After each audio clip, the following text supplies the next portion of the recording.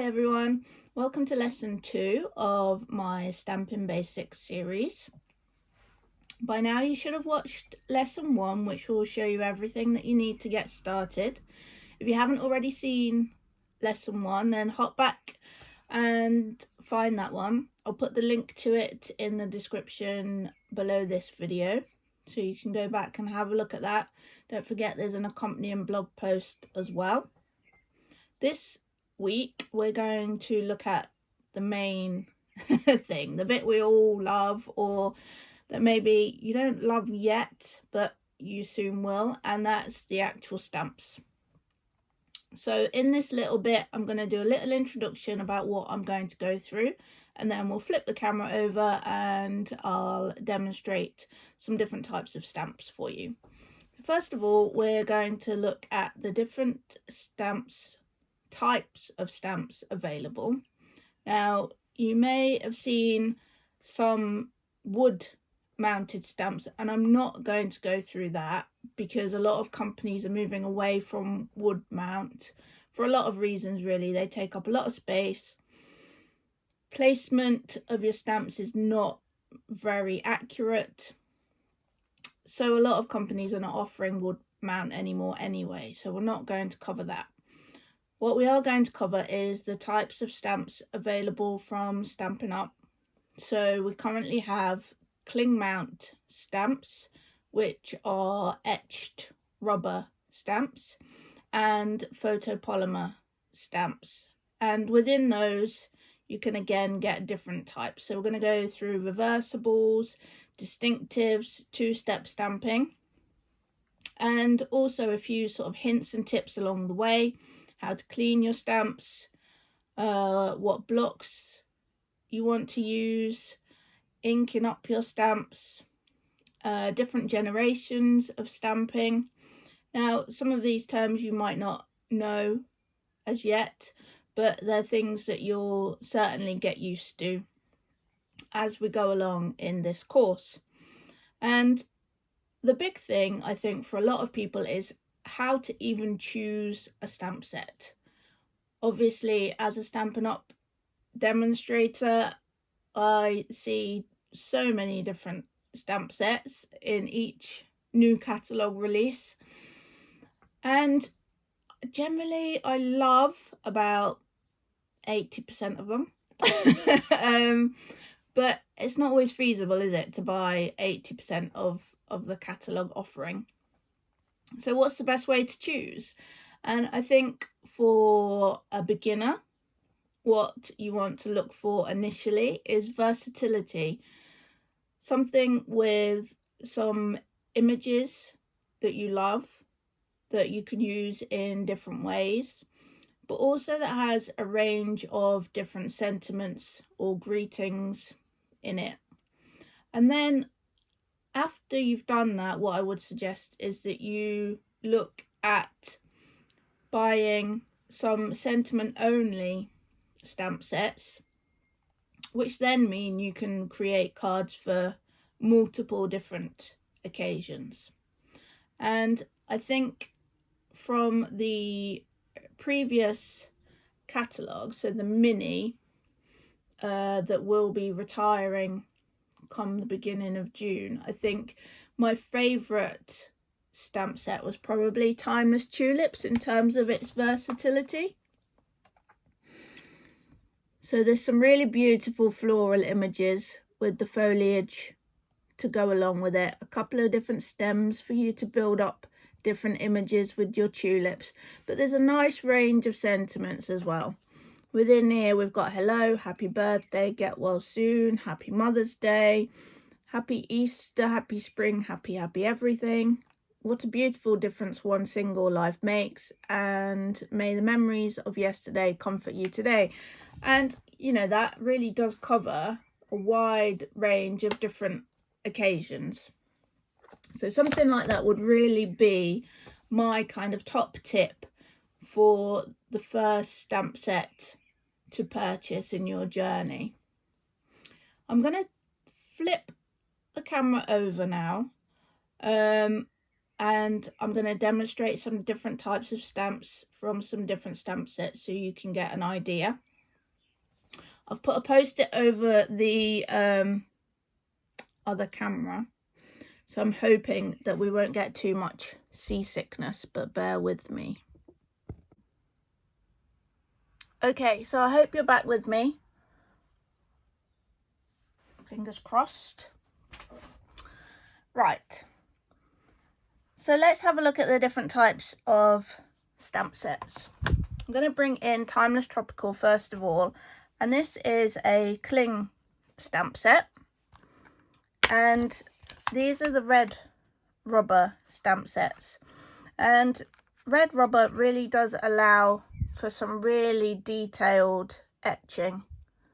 You can probably see that there on the palm tree image. Now the cling stickers really do stick really well.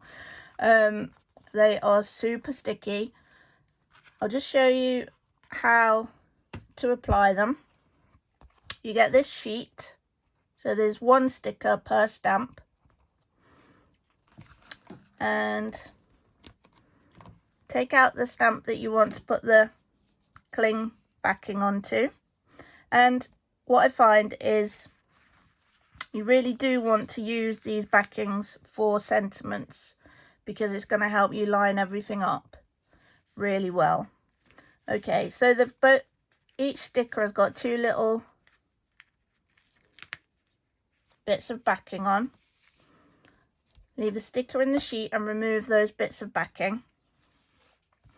Make sure you're all nice and square. Take your stamp, hover over to be sure that you're straight and lined up nicely. Give that a little push, and then you can peel that off, and there's your cling label. Now I just want to show you quite how clingy the cling is. So if I pop that onto my block, can you see how much that grabs onto there? Super sticky.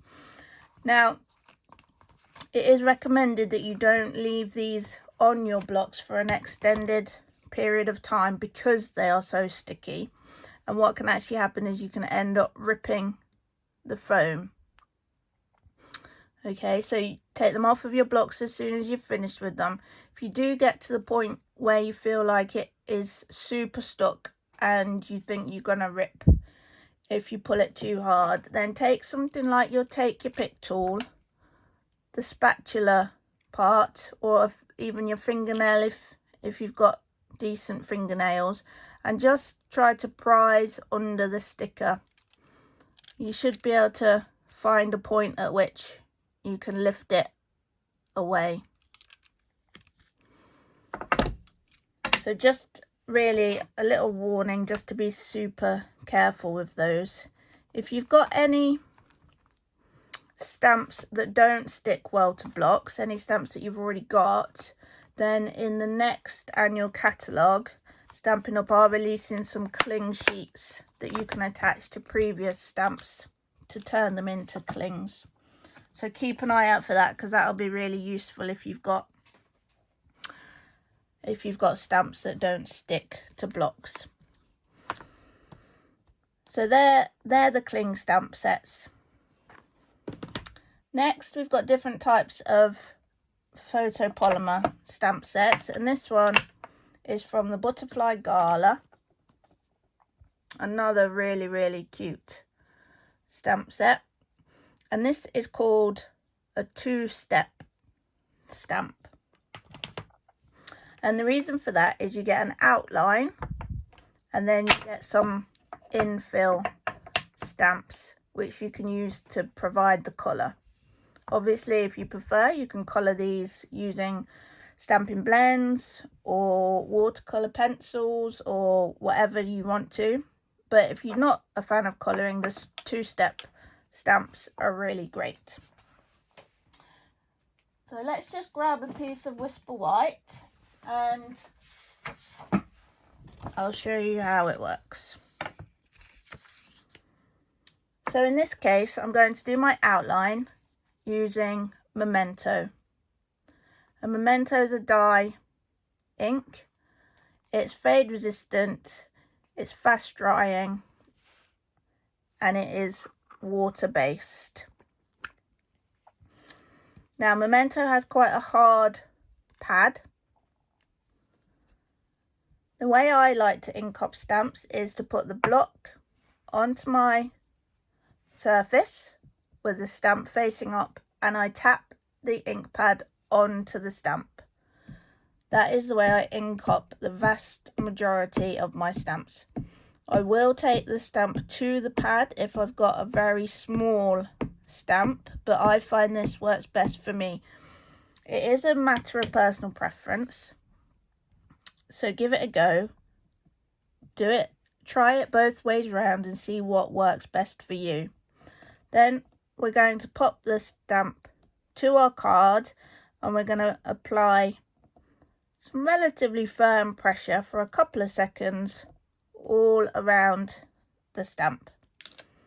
And when we lift off, there is our image. And then with the two-step stamping, I'm going to take one of the infill stamps. Again, I'm going to apply the ink. Because they're photopolymer, you can hover that over your original outline until you're happy that you're lined up, and then you can stamp. Okay, the same with the bottom half of your butterfly. Obviously you could do these in different colors if you wanted to. I'm just doing this as an example for you. Hover over and press down, and there you go, you've coloured in your image with no real effort involved. Right, I'm going to talk quickly about cleaning stamps as we go along as well. I like to use the Simply Chamois, and this is a half one. I've actually cut it into two, and they're really useful. You just keep them damp and wipe your stamp into the chamois.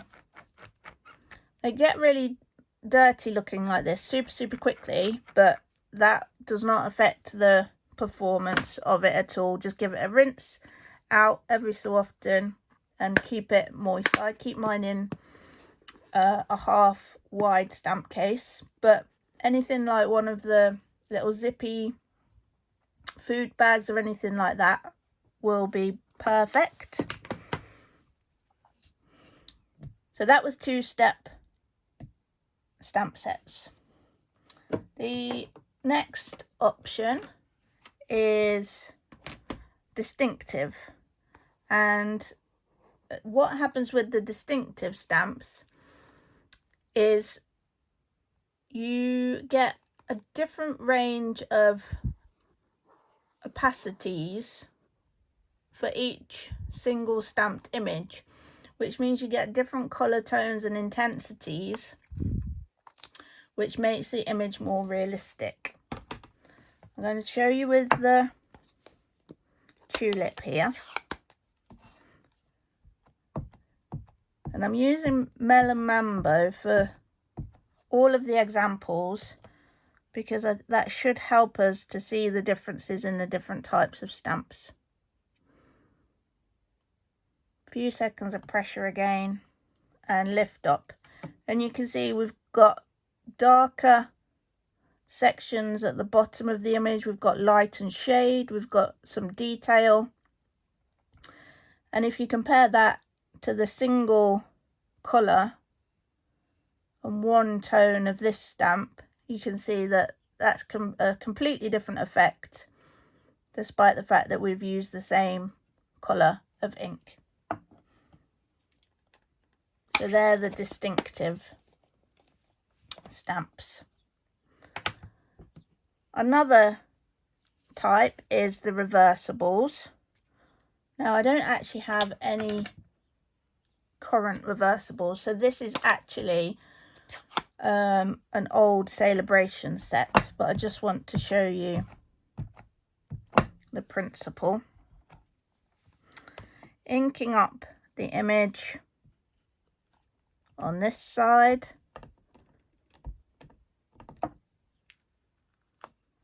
we get that. I'll just give it a quick clean, just pressing it into the chamois. But then what you can also do with the reversibles is you can peel that off, flip it over, place it back down onto your block,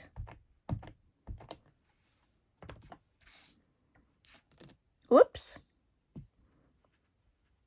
place it back down onto your block a little bit more securely than I just did, and you get a full image instead of the patterned image.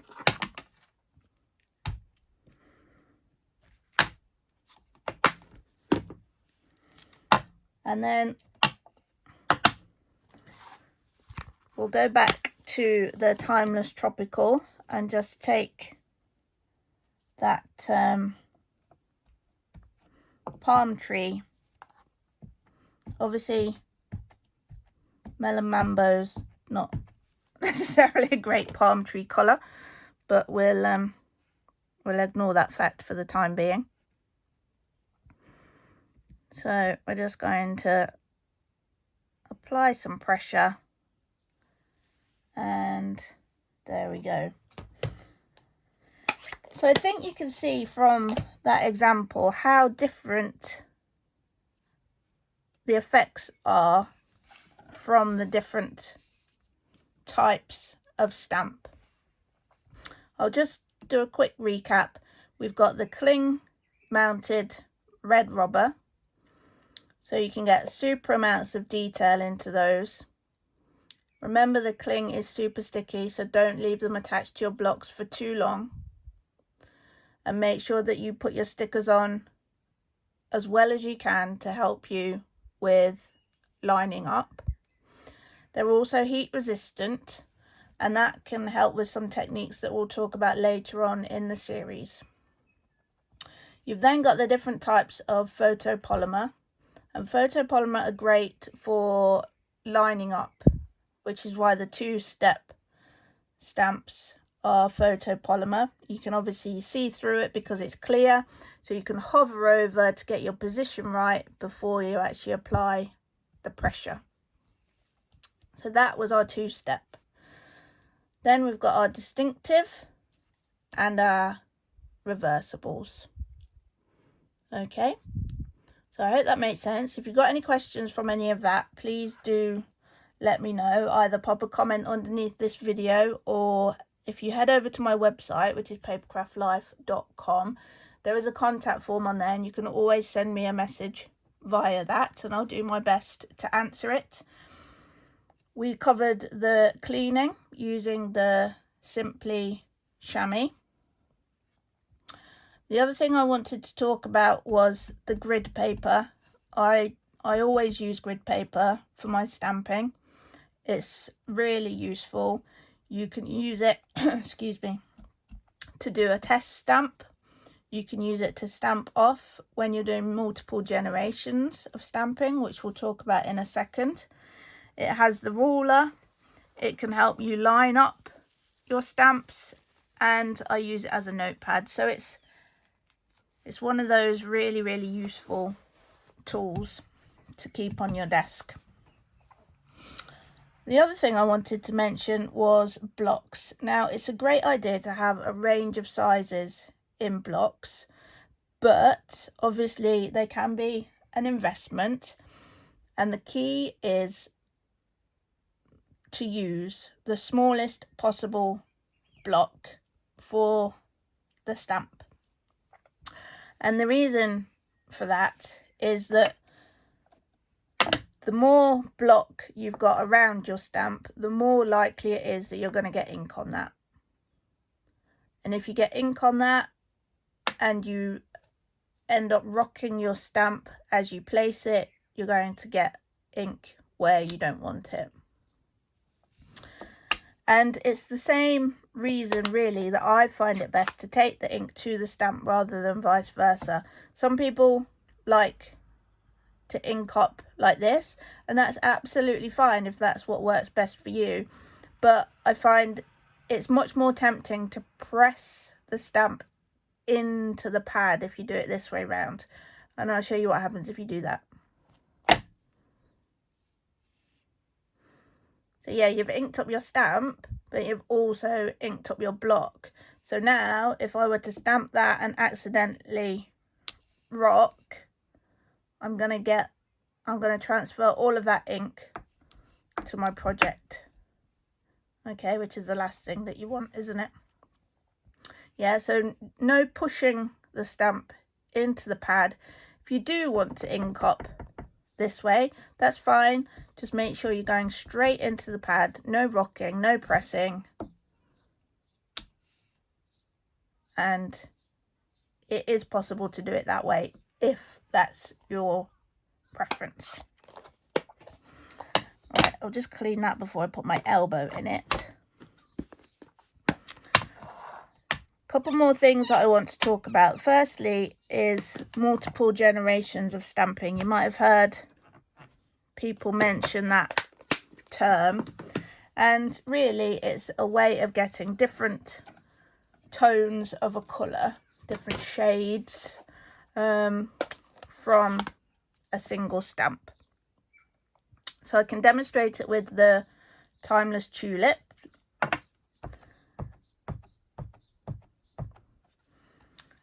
And inked up, we can stamp that down. That would be considered to be your first generation.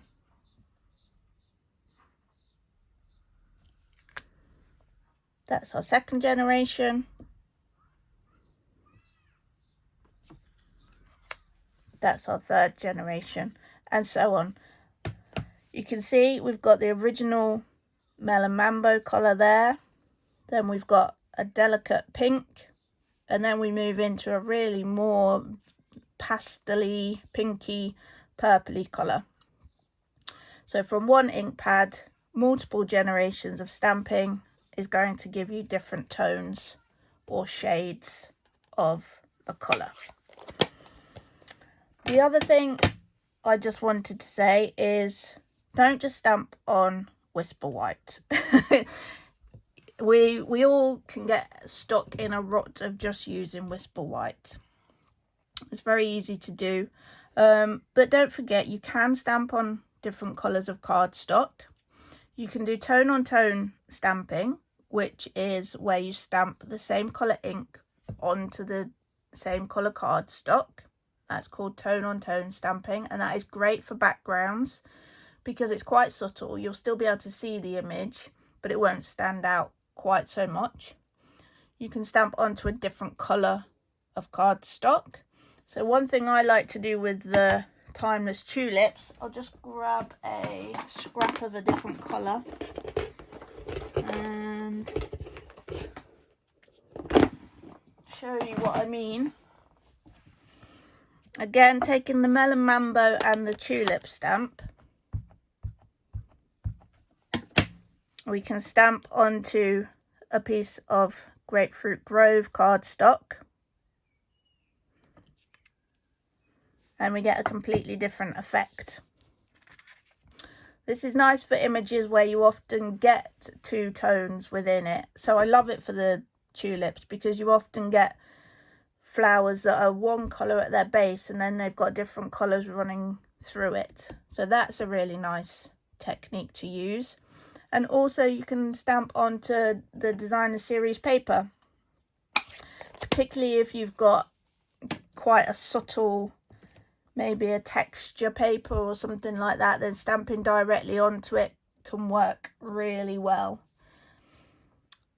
The final thing that I wanted to mention about blocks is that in the Stampin' Up! Catalogue, for each stamp set, it will give you a suggestion of the best size blocks to use. So in this case, with Itty Bitty Greetings, which is a fantastic kind of second stamp set to own, because it covers pretty much every occasion you can think of. It says to use block G, and each of your blocks, Stampin' Up! Blocks, are etched with the letter, and you can see that you just need that tiny one because all the greetings are small within there. So I just wanted to point that out, a useful thing to look at in the catalogue to make sure that you've got the blocks that are suggested for the particular stamp sets. Okay, I think we've covered pretty much everything in terms of stamping and stamp sets and that sort of thing. If there's anything that you think I've missed out, or anything that you'd like me to go over again or cover in more detail or anything like that, please do get in touch. I'm more than happy to try and help. And next time we'll be moving on to inks. So the different types of inks that you can get, water-based, alcohol-based, etc. When you would use which types, making sure that you're using the right types if you're going to be doing watercolouring or using alcohol markers. And also some tips and techniques for re-inkers. We'll look at how to re-ink an ink pad, but we'll also look at the techniques that you can do with the re-inkers themselves. Okay, so I look forward to sharing that with you next week. I hope you've enjoyed lesson 2. There will be an associated blog post, so don't forget to check out the description for the link to that and have a little read. Pop on over to my website. I look forward to seeing you again in lesson 3. If you've enjoyed the video, please do give it a thumbs up, and if you haven't already, subscribe to the channel to make sure you get notified when the next lessons are available. Okay, well, thanks for watching, and I hope to see you next week. Bye.